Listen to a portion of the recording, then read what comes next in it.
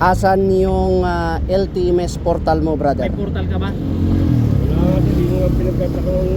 Sinabi nga sa, kung ano rin ako sir, bali binayaran ko dyan sir, 5,000. 5,000. Tapos sabi nga sa akin nung tao, may bibigay daw sila. Kaya sabi ko, sige.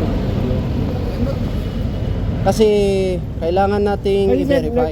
nung nagpalos ako, yun nga, may nagpalos sa akin tao, lapitan ko daw yun. Hindi ko naman sa po talaga alam. Ganito sana ang Buti nga, sir. lisensya. Ayun, sir. Hindi sana natutuklap. Yeah, sir.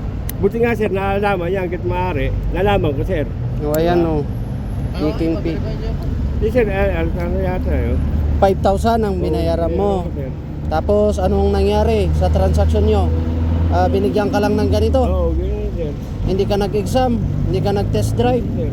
Sila na daw bahala. O ngayon, kailangan nating i-verify sa portal mo. Wala kang portal. Wala po. Ay, ang laki, questionable pag ganun, sir, no? Piki po itong gamit natin, no? Sa physical feature kasi, i-check natin, no? Ayan, no? Tignan mo. Hindi natin mayupi ang ganito. Bitak na sana dapat yan, ha? Sir, pero papasalamat pa rin ako, nalaman kong maga. Oo.